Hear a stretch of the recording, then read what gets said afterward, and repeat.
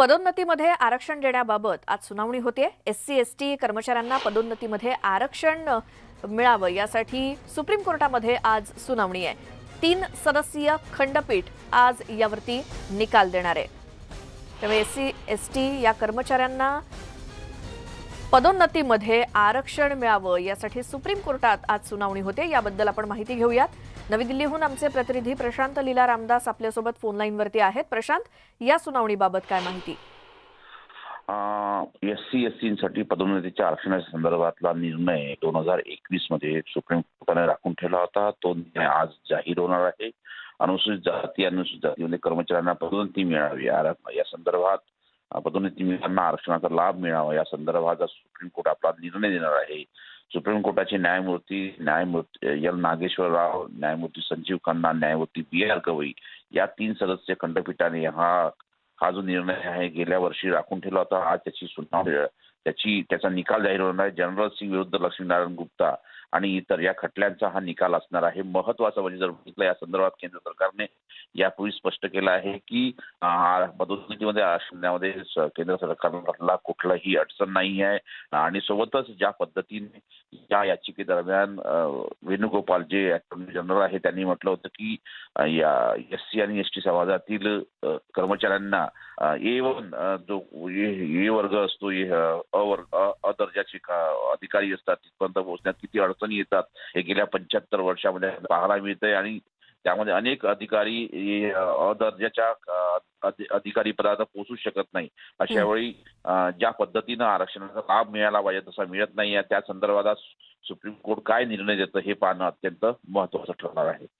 जी प्रशांत, धन्यवाद या सगळ्या माहितीसाठी। त्यामुळे पदोन्नतीबाबत किंवा पदोन्नतीच्या आरक्षणाबाबत आज दिलासा मिळणार का SC/ST आणि त्याचसोबत या प्रवर्गासाठी? आणि सुप्रीम कोर्टामध्ये या संदर्भात सुनावणी आहे। सर्वोच्च न्यायालय आज आपला निकाल देणार आहे पदोन्नतीतल्या आरक्षण देण्याबाबतचा। आणि सुप्रीम कोर्टाचे न्यायाधीश एल नागेश्वर राव, न्यायमूर्ती संजीव खन्ना आणि न्यायमूर्ती BR गवई यांचं 3 सदस्यीय खंडपीठ आहे। ते आज सकाळी 10:30 वाजता या संदर्भात निकाल देणार आहेत। पदोन्नतीमध्ये आरक्षण देण्याबाबत SC आणि STच्या कर्मचाऱ्यांना पदोन्नतीत आरक्षण देण्याबाबतची ही सुनावणी सुप्रीम कोर्टामध्ये आज सकाळी 10:30 वाजता 3 सदस्यीय खंडपीठ याबद्दल निकाल देणार आहे। राज्यातील 139 नगरपंचायतींच्या नगराध्यक्षांचं आरक्षण काल सोडतीद्वारे निश्चित करण्यात आलं आणि 139 नगरपंचायतींपैकी अनुसूचित जातींसाठी 17, अनुसूचित जमातींसाठी 13 आणि 109 नगराध्यक्ष खुल्या वर्गातले आहेत। नगरपंचायतींचे नगराध्यक्ष हे प्रचलित पद्धतीनं नगरसेवकांमधूनच निवडले जात असून त्यांचा कालावधी 2.5 वर्ष इतका करण्यात आलाय। आणि आरक्षण निश्चित करताना नगरपंचायतींमध्ये अनुसूचित जाती किंवा अनुसूचित जमातींच्या लोकसंख्येशी जे प्रमाण असेल त्या प्रमाणानुसार अध्यक्षांची पदं ही राखीव ठेवण्यात आली आहेत।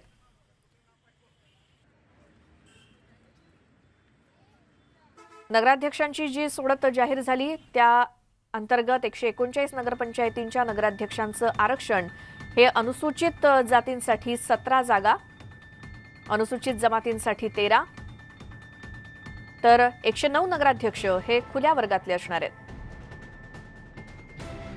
आणि प्रवर्गनिहाय आरक्षण असणार आहे। यासाठी अनुसूचित जाती महिला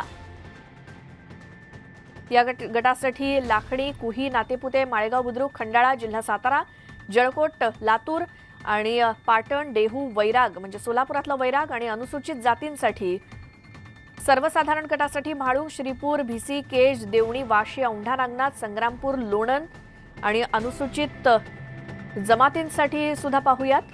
महिलांसाठी अनुसूचित जमाती महिला राखीव यासाठी धानोरा, अहेरी, मोहाडी, बाभुळगाव, साक्री, सोयगाव, शहापूर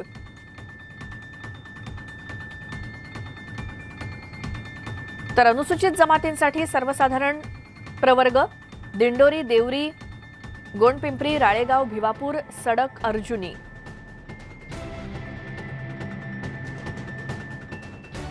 पुढच्या बातम्यांकडे वळतोय। राज्याच्या लाचलुचपत प्रतिबंधक विभागानं मुंबईचे माजी पोलीस आयुक्त परमबीर सिंग यांना पुन्हा एकदा समन्स पाठवलंय। एसीबी कडून परमबीर सिंग यांना तिसऱ्यांदा हे समन्स पाठवण्यात आलंय. येत्या 2 फेब्रुवारीला एसीबी कार्यालयामध्ये येऊन आपला जबाब नोंदवण्याचं या समन्समध्ये म्हटलंय. परमबीर सिंग यांना एसीबी कडून पुन्हा एकदा समन्स आणि हे तिसरं समन्स आहे. आता 2 फेब्रुवारीला कार्यालयात येऊन आपला जबाब नोंदवण्याचे आदेश परमबीर सिंग यांना देण्यात आलेत.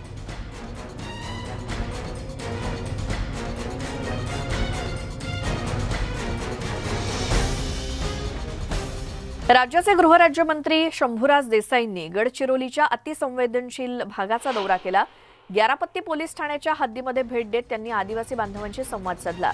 यावेळी शंभूराज देसाईंनी सीआरपीएफ जवानांशी संवाद साधत त्यांच्या समस्या जाणून घेतल्या. तर आदिवासी नागरिकांना त्यांनी माओवादी चळवळीच्या विरोधात पुढे येण्याचं आवाहन केलंय.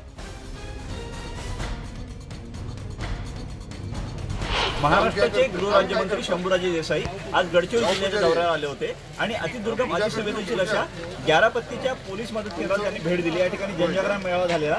आता आपण बघू शकतो ते स्वतः या ठिकाणी नागरिकांशी संवाद साधत आहेत आणि नागरिकांना या भागातले समस्या असतील हे विचारण्याचा प्रयत्न करत आहेत. या ठिकाणी दादोलोरा खिडकी पोलिसांचा जो उपक्रम होता त्याच्या माध्यमातून काही साहित्याचं वाटप सुद्धा गृहराज्यमंत्री शंभूराज देसाई यांनी केलेलं आहे आणि या ठिकाणी त्यांनी फिरून पोलिसांच्या समस्या जाणून घेतल्या. पोलिसांची काय अवस्था, या ठिकाणी घरांची अवस्था असेल, ही सगळ्या समस्या त्यांनी समजून घेण्याचा प्रयत्न केला. आपण विचारण्याचा प्रयत्न करूया. सर, मला सांगा, एकूणच हा अतिसंवेदनशील भाग आहे गडचिरोली जिल्ह्याचा आणि अशा ठिकाणी तुम्ही आज आलेला पहिल्यांदा गृहराज्यमंत्र्यांनी या ठिकाणी भेट दिलेली आहे. काय तुम्हाला दिसलं चित्र? बघा, इथून 2 किलोमीटरवरच आपल्या राज्याची हद्द संपून छत्तीसगड राज्याची हद्द सुरू होते.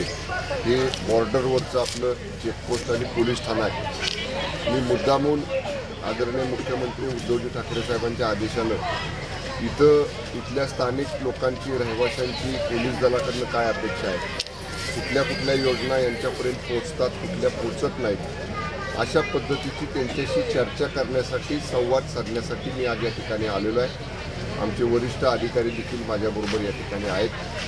आणि एक गोष्ट चांगली आहे की आता आम्ही अत्यंत कडक पद्धतीनं आमच्या पोलिसांनी सगळ्या इथे जे चेकपोस्ट आहेत त्या ठिकाणी बंदोबस्त ठेवून नक्षलवादी कारवाया कमी होतील अशा पद्धतीचं नियोजन आमच्या पोलीस दलाने केले, नंबर 1. आणि आज जर आपण बघितलं तर या ठिकाणी आपण जनजागरण अभियान ठेवलं. त्या जनजागरण अभियानमध्ये वेगवेगळ्या विभागांच्या ज्या आमच्या योजना आहेत राज्य सरकारच्या, अपंग कल्याण योजनेमधली आहे, मोफत एसटी पासची आहे, मोफत धान्य देण्याची आहे, संजय गांधी निराधार योजनेमधली, श्रवणबाळ योजनेमधली वृद्धांना, निराधारांना पेन्शन देण्याची योजना आहे, दारिद्र्य रेषेखालच्या गरीब कुटुंबांना मोफत धान्य देण्याची योजना आहे, ह्या सगळ्या अपंगांना सायकल देण्याची योजना आहे, सार्वजनिक कामाकरता गावांना भांडी साहित्य वाटप देण्याची योजना, ह्या सगळ्यांचं इथल्या आमच्या पोलीस एस पी जे आहेत अंकित गोयल त्यांनी पुढाकार घेऊन या सगळ्यांचं एकत्रीकरण केलं आणि ते सुद्धा लोकांपर्यंत आपण पोहोचवलं.